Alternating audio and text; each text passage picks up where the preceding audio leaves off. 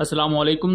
Welcome to एमराद। दोस्तों, दो बहुत ही अहम टॉपिक्स पर बात करने जा रहे हैं। पहला टॉपिक अफगानिस्तान में होने वाली एक स्ट्राइक को लेकर है, जिस पर एक पूरी मिस्ट्री खड़ी हुई है और उससे रिलेटेड कुछ नई मालूमात आई हैं जो कि इससे पहले मौजूद नहीं थी। और उसके बाद दूसरे टॉपिक की बात करेंगे कि रशिया यूक्रेन बॉर्डर पर मौजूद जो बेलग्रोड का एरिया है, वहां S-400 long range air defence system के मल्टीपल यूनिट्स को तबाह किया है यूक्रेन ने।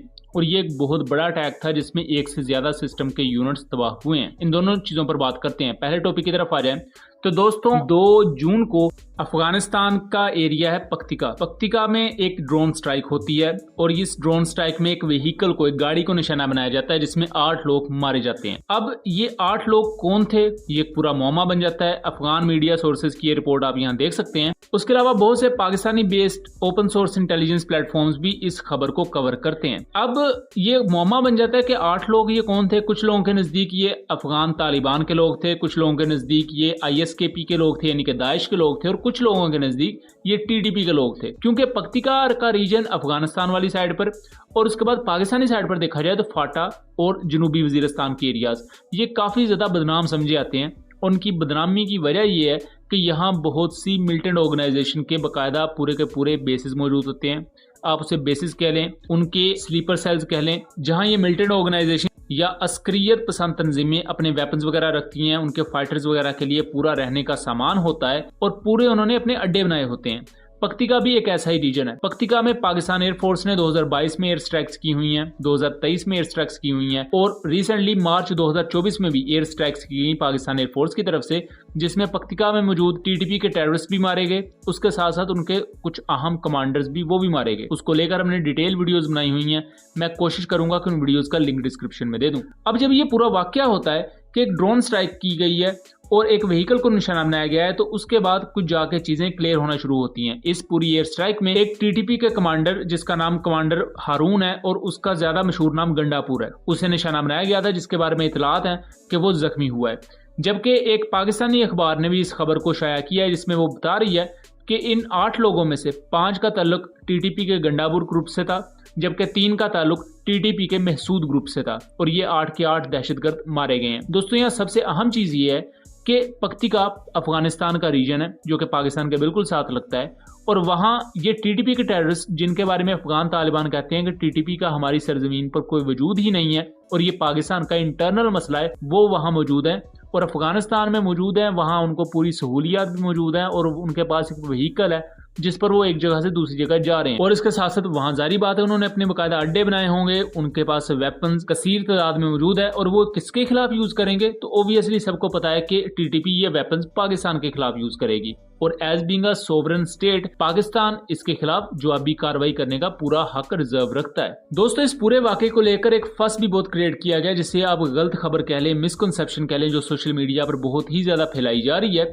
और वो गलत फहमी क्या है, इस पर हमने अपने सेकंड चैनल कॉन्फ्लिक्ट कार्ड रात पर वीडियो बनाई हुई है। आप लोगों से रिक्वेस्ट है कि हमारे सेकंड चैनल कॉन्फ्लिक्ट कार्ड रात को सब्सक्राइब कर लीजिएगा ताकि आप मजीद इन्फॉर्मेटिव वीडियोस तक रसाई हासिल कर सकें। उस वीडियो का लिंक हमने डिस्क्रिप्शन में दिया हुआ है और मैं कोशिश करूंगा कि रिप्लाईज में भी पिन कर दूं। दूसरा टॉपिक यूक्रेन रशिया वॉर के हवाले से है, जहां यूक्रेन के मल्टीपल S-400 सिस्टम के यूनिट्स को तबाह किया गया है और ये तबाही बेलग्रोड रीजन में हुई है। अगर बेलग्रोड के रीजन को नक्शे पर देखें तो ये यूक्रेन और रशिया के बॉर्डर पर मौजूद है। सेम एज जैसे पक्तिका का रीजन पाकिस्तान अफगानिस्तान बॉर्डर पर है, वैसे ही बेलग्रोड का रीजन है और रशियन ट्रूप्स यहाँ हैवी तादाद में मौजूद है और यूक्रेन को बहुत ही ज्यादा मुजाहमत का सामना है। यूक्रेन दूसरी तरफ यूज कर रहा है रॉकेट सिस्टम्स को, खासतौर पर M142 रॉकेट सिस्टम, जिन्हें हाईमार्स कैटेगरी में कंसीडर किया जाता है। हाईमार्स बुनियादी तौर पर एक पूरी फैमिली है रॉकेट्स की, ये उसमें से एक किस्म का रॉकेट है और इस रॉकेट ने तबाह किया है मल्टीपल S-400 सिस्टम के यूनिट्स को। इसमें S-400 के कम से कम 2 लॉन्चर्स हैं, जिस पर 8 सरफेस टू एयर मिसाइल जो कि एटलीस्ट 250 से 400 किलोमीटर दूर तक किसी भी टारगेट को तबाह करने के काबिल थे, वो रेडी टू फायर हालत में मौजूद थे, लेकिन इन रॉकेट्स के सामने वो नाकाम हो जाते हैं। उसके साथ साथ अगर इस तस्वीर को देखें तो ये मोस्ट प्रोबेबली S-400 का पोर्टलेट रेडार है जो कि लो एल्टीट्यूड पर स्कैन करने और दुश्मन के ऑब्जेक्ट्स को डिटेक्ट करने के काबिल है। अब एक वक्त में इतनी जो बड़ी स्ट्राइक हुई है, इसको लेकर रशिया में एक पैनिक पाया जा रहा है। ऐसा नहीं है कि S-400 सिस्टम इससे पहले तबाह नहीं हुए थे, इससे पहले भी मल्टीपल वाकयात हो चुके हैं और हमने हर वाकये पर अलग-अलग वीडियो बनाई हुई है ताकि ये तमाम वाकयात रिकॉर्ड का हिस्सा रहे और कल को अगर कोई भी हमारे व्यूअर इस तमाम चीजों को एनालाइज करना चाहता है तो उसके सामने पूरी तरतीब से ये चीजें रहें कि S-400 कब और किस टाइमलाइन में तबाह किया गया और उन वाकयात की डिटेल्स क्या थी। अब ये वाकया भी रॉकेट सिस्टम के तहत पेश आया है और पाकिस्तानी साइड पर भी देखा जाए तो पाकिस्तान के पास यूक्रेन से कई गुना बेहतर रॉकेट सिस्टम्स मौजूद हैं, जो कि इंडिया के पास मौजूद S-400 सिस्टम के लिए एक क्लियर खतरा है और S-400 system in ballistic rockets को रोकने में नाकाम रहा है यूक्रेन रशिया वॉर में। हालांकि जो short range air defence systems हैं उन्होंने कई जगह पर हाई मार्स रॉकेट्स को रोका है, लेकिन S-400 सिस्टम जिसके बारे में बहुत ज्यादा हाइप क्रिएट की गई रशिया की तरफ से और जिसके बारे में बहुत तारीफों के पुल बांधे गए, वो इन तमाम चीजों में नाकाम रहा है। ना सिर्फ S-400 बल्कि उसके साथ के जो दूसरे सिस्टम्स हैं, यानी कि S-400 के मुख्तलिफ रेडार सिस्टम्स हैं, ग्रेव्स प्रोन रेडार है, उसके अलावा पोर्टलेट रेडार है, इन रेडार सिस्टम्स का फेलियर तक भी देखने में आया है इस पूरे कॉन्फ्लिक्ट। सो आपका इसके बारे में क्या ख्याल है? अपनी आरा से जरूर आगाह कीजिएगा। वीडियो पसंद आई हो तो इसे ज्यादा से ज्यादा शेयर कीजिएगा एंड चैनल को सब्सक्राइब कीजिएगा। मिलेंगे अगली वीडियो में, तब तक के लिए अल्लाह हाफिज।